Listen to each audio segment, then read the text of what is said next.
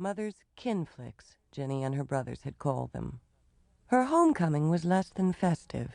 As she got out of the airport limousine with a seizure of anxiety, she inspected the Southland Realty for Sale sign planted in front of the magnolia thicket. Ginny jiggled the front door handle. It was locked. She decided to look under the doormat for the key, since that was the traditional hiding place in movies and novels. Sure enough, there it was.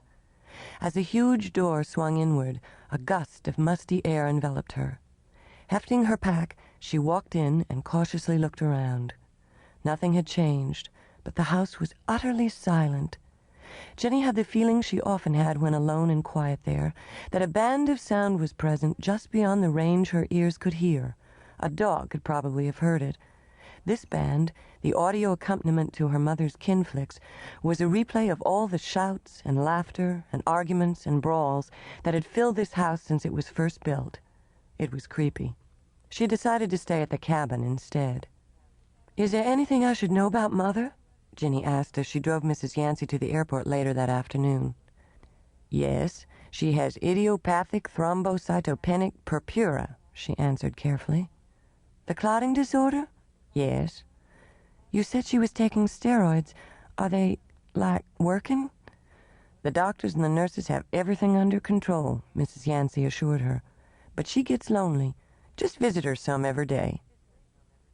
Waving as Mrs. Yancey boarded her plane, Ginny reflected that the last time she'd seen somebody off here had been about 1 year and 3 months ago, when she'd brought the Major out for a flight to Boston.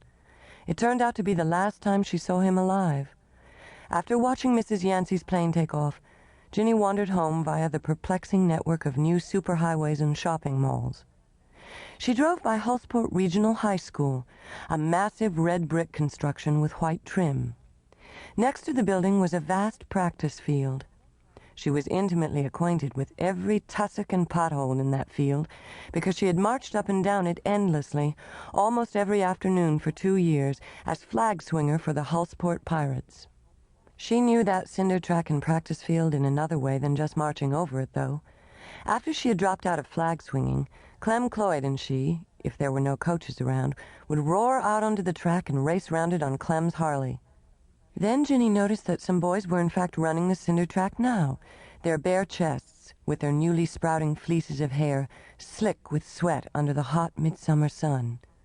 Suddenly she jammed on the Jeep brakes and stared at one of the figures. Swerving into the curb, she sat there short of breath. She'd have known that sweaty back anywhere. Dear God, it was Joe Bob Sparks himself. Joe Bob Sparks. I had, of course, heard of him. He was an area legend by this time, but I had never seen him close up, only on distant athletic fields.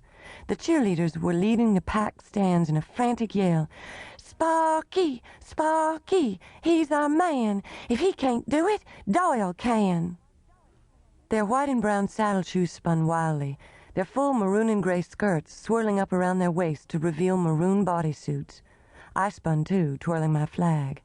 I could see Joe Bob in the middle of the field as I did so. He was prancing in place like a horse in the starting line at the Derby. Head coach Bicknell appeared, surrounded by his assistants like a mafioso by his bodyguards. All the players removed their helmets and tucked them under their left arms. The cheerleaders and I stood at attention, me with my flag shouldered like a rifle. The band blared through its unrecognizable rendering of the Star-Spangled Banner. We watched the clock on the scoreboard and counted down the last 30 seconds in a roar. Joe Bob had scored 3 touchdowns and had led the Pirates to a crashing victory over the Lynxes. A victory dance was held in the school gym. I stood in my short shorts and go-go boots with a couple of the cheerleaders and watched my classmates milling around. I was distracted by the presence a few feet away of Joe Bob Sparks himself, changed into a neat plaid sport shirt and slacks, his light brown crew cut still damp from the shower.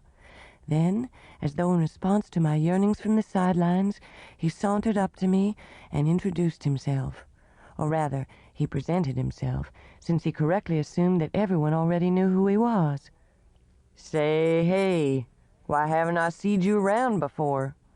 As though it were his personal prerogative to approve each student at Hullsport High. "I'm a sophomore," I explained faintly, dazzled to be the sole focus of his attention. The music was so loud that it drowned me out.